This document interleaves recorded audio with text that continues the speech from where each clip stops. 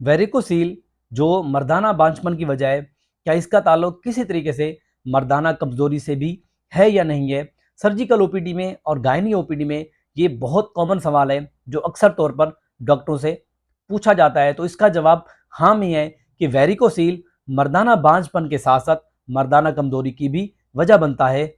सबसे पहले ये समझते हैं कि वेरिकोसील है क्या चीज। वेरिकोसील का मतलब है आपके स्क्रोटम में नसों का फूल जाना, मतलब कि जो ब्लड वेसल्स हैं वो किसी तरीके से आपके स्क्रोटम में फूल जाती हैं। वो वेसल जो आपकी टेस्टिस को ब्लड सप्लाई कर रही होती हैं। इसी वजह से वेरिकोसील बांझपन के अलावा आपको मर्दाना कमजोरी भी करा सकता है, आपके स्पर्म काउंट को डिक्रीज कर देता है और आपके नफ्स में तनाव के अमल को भी मुतासिर करता है। और ब्लड सप्लाई ना होने की वजह से आपका स्पर्म काउंट मुसलसल नीचे आता रहता है और आपके स्पर्म की जो मोटेलिटी है वो अक्सर तौर पर कम हो जाती है। और लोग ये पूछते हैं कि इसके सिम्टम या इसके अलामत कौन सी होती हैं। वेरिकोसील के 3 ग्रेड होते हैं, 1, 2 और 3, और मोस्टली जो 3 ग्रेड होता है वो सिम्टम पैदा करता है। ज्यादातर ये देखा जाता है कि आपके स्क्रोटम में वेसल्स पड़ी होती हैं, जो नसें हैं वो फूल जाती हैं, एक वर्म लाइक स्ट्रक्चर बनाती हैं। इसी वजह से आपको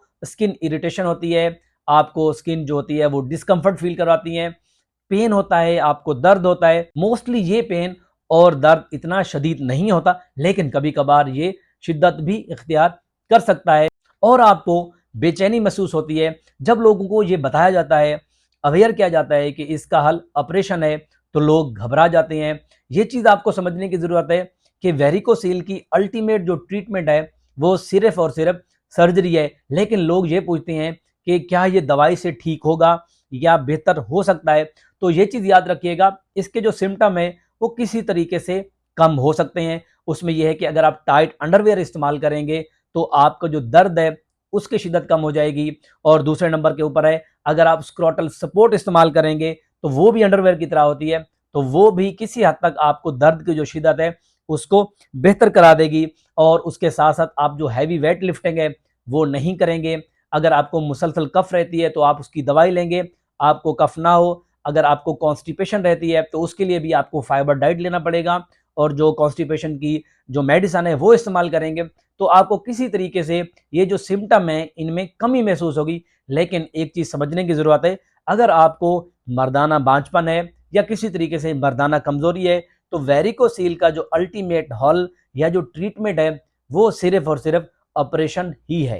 तो ऐसे लोग जिनको वेरिकोसील है, उनको मर्दाना बांझपन और मर्दाना कमजोरी है, तो उनको ये चीज समझने की जरूरत है ये किसी दवाई से, किसी मेडिसिन से या किसी तरीके से स्क्रोटल सपोर्ट से खत्म नहीं होगा।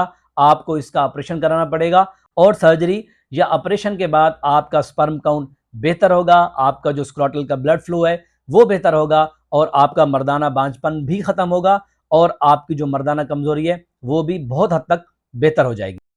इस मुख्तसर वीडियो का यहाँ पे एंड करते हैं। मिलते हैं अगली वीडियो में एक नए टॉपिक के साथ। मुझे इजाजत दें। अल्लाह हाफिज।